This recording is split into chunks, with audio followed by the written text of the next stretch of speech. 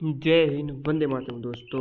તો આજે આપણે પ્રયોગશાળા મદદનીશ જેની પરીક્ષા જે 21 જૂન જે છે 21 જૂન 2021ના રોજ આની પરીક્ષા મિત્રો યોજાવાની છે. ઓકે, પ્રયોગશાળા મદદનીશ જેની ટોટલ જે 44 જેટલી જગ્યાઓ જાહેર થઈ હતી અને એની પરીક્ષા પણ આપણી 21 જૂન 2026ના રોજ યોજાવાની છે. ઓકે, તો એના માટે આજે આપણે મોસ્ટ ટાઈમ પ્રશ્ન લાવ્યા છીએ. તો તમે આ પરીક્ષામાં ફોર્મ જો ભર્યું હોય, ઓકે, 12 પાસ 12 સાયન્સ ઉપર આ ભરતી હતી, 12 પાસ સાયન્સ ઉપર. તો ચાલો મિત્રો શરૂઆત કરીએ. ઓકે, અને આના સિવાય વાત કરીએ આપણે વિડીયો લેક્ચર લેબોરેટરી આસિસ્ટન્ટ માટે પણ ઉપયોગી થશે, કારણ કે આ બંને પરીક્ષાનો જે સિલેબસ છે તે સેમ છે, બરાબર. ચાલો, કોઈ પણ ટેમ્પલેટ ડીએનએની બહુવિધ એકરૂપ નકલો તૈયાર કરવાની પ્રક્રિયાને શું કહેવામાં આવે છે?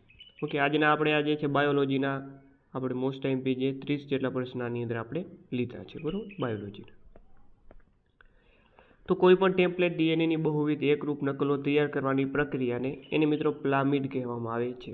તો ઓપ્શન બી આપણો અહીં જે છે મિત્રો રાઈટ આન્સર રહેશે. ત્યારબાદ દેશમાં જૈવિક સંસાધનોના અનધિકૃત ઉપયોગને ખાલી જગ્યા કહેવામાં આવે છે.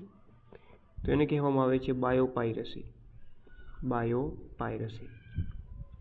પેશી સંવર્ધન દ્વારા સામૂહિક છોડ ઉત્પન્ન કરવાની પદ્ધતિને શું કહેવામાં આવે છે? જે પેશીનો છોડ હોય, જે એના સંવર્ધન દ્વારા સામૂહિક છોડ ઉત્પન્ન કરવામાં આવે મોટી સંખ્યામાં, એને કહેવામાં આવે છે માઇક્રો પ્રોપેગેશન. Micro propagation.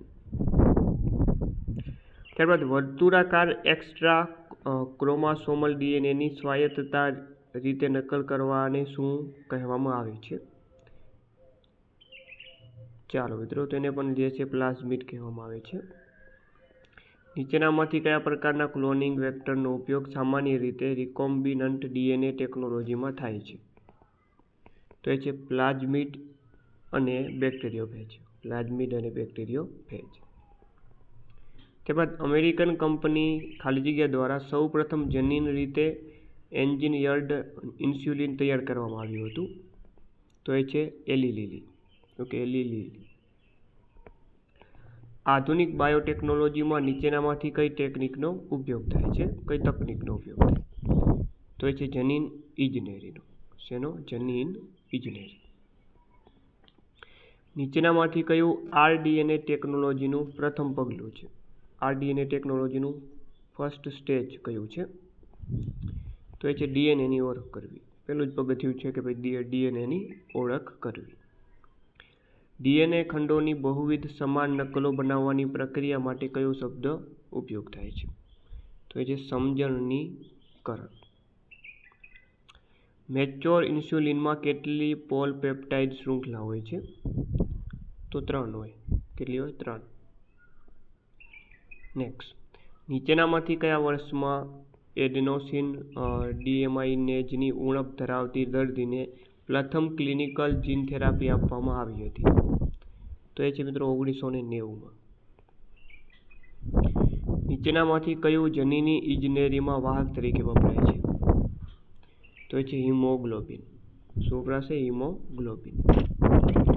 ચાલો નેક્સ્ટ. ચાલો, જેલ ઇલેક્ટ્રોફોરેસિસમાં ડીએનએના ટુકડાઓ કોના આધારે અલગ પડે છે? તો એ પડે છે કદના આધારે. ડીએનએના ટુકડાઓના ચીપકુ છેડા કોના કારણે બને છે? તો એ મિત્રો જે છે ડીએનએના ચીપકુ જે છેડા છે તે પેલિડ્રોમિક ક્રમ પર રિસ્ટ્રિક્શન ઉત્સેચકની કાપવાની વિશિષ્ટ રીતના કારણે બનતા હોય છે. એટલે ઓપ્શન સી આપણો અહીં કરેક્ટ આન્સર બનશે. વિશિષ્ટ ડીએનએ ખંડની અનેક નકલો બનાવવાની પ્રક્રિયાને શું કહેવામાં આવે છે? એને કહેવામાં આવે જીન ક્લોનિંગ. ચાલો, પીસીઆર એટલે કે પોલિમરેઝ અને ચેઇન રિએક્શનના તબક્કાઓનો સાચો ક્રમ જણાવવાનો છે આપણે. તો જુઓ, 4 ઓપ્શન ધ્યાનથી તમે વાંચશો તો ઓપ્શન સીમાં જે છે સૌપ્રથમ વિનેસ્ગીકરણ, ત્યારબાદ તાપમાનુષિત અને છેલ્લે વિસ્તૃતીકરણ. ઓપ્શન સીમાં જે ક્રમ છે આ એકદમ રાઈટ દર્શાવેલો છે. પીસીઆરમાં ઉપયોગમાં લેવાતો કયો ઉત્સેચક ઊંચા તાપમાને પણ સક્રિય રહે છે? તો એ છે ટેક પોલિમરેઝ. Taq polymerase. બાયોરિએક્ટરમાં સ્ટીરરનું મુખ્ય કાર્ય શું છે? તેનું મુખ્ય કાર્ય આવશે મિત્રો કે ભાઈ સમગ્ર પ્રક્રિયા દરમિયાન ઓક્સિજનની પ્રાપ્યતા જાળવવી હોય.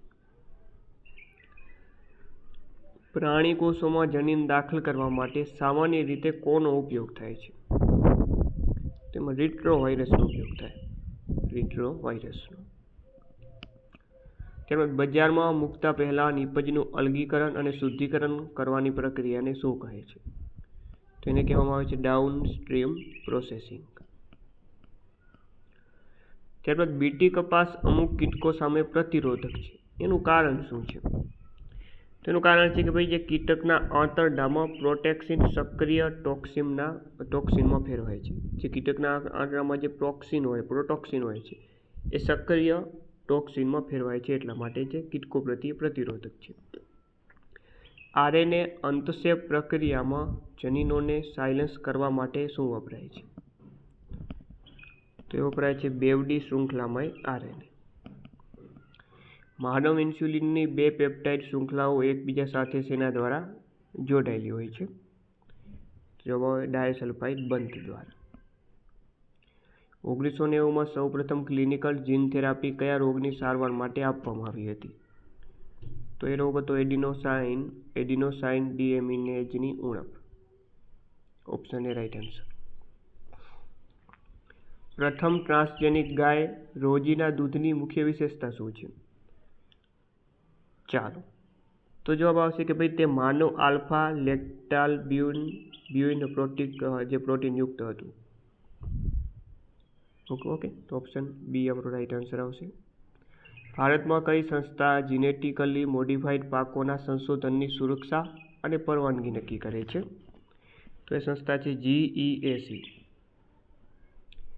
બહુરાષ્ટ્રીય કંપનીઓ દ્વારા કોઈ દેશના જૈવ સંસાધનોનો પરવાનગી વગર ઉપયોગ કરવો તેને શું કહેવામાં આવે છે? તો એને કહેવામાં આવે છે બાયોપાયરસી. તમાકુના છોડના કયા ભાગને મેલોઇડેગાયની ઇન્કોગ્નિયાસિયા ચેપ લગાડે છે? તો એ છે મૂળ. ગોલ્ડન રાઈસ કયા પોષક તત્વની ઉણપ દૂર કરવા માટે વિકસાવવામાં આવ્યા છે? તો જવાબ આવશે વિટામિન એ. ત્યારબાદનો 30મા નંબરનો અને છેલ્લો પ્રશ્ન છે કે કીટકના શરીરમાં બીટી પ્રોટોક્સિનને સક્રિય કરવા માટે કયું પરિબળ જવાબદાર છે? તો એ છે આંતરડાનું આલ્કલાઇન. ઓકે, આંતરડાનું આલ્કલાઇન બેઝિક pH. તો મિત્રો આ હતા મદદનીશ પ્રયોગશાળા નિરીક્ષકના કેટલાક અગત્યના પ્રશ્નો મિત્રો. ઓકે, આ પરીક્ષા માટે હજી પણ વધારે ઉપયોગી વિડીયો જો તમે જોતા હોય તો નીચે કોમેન્ટ બોક્સમાં કન્ટિન્યુ એવું લખી નાખજો. ફરીથી મળીને નવા વિડીયો સાથે. જય હિન્દ, જય ભારત.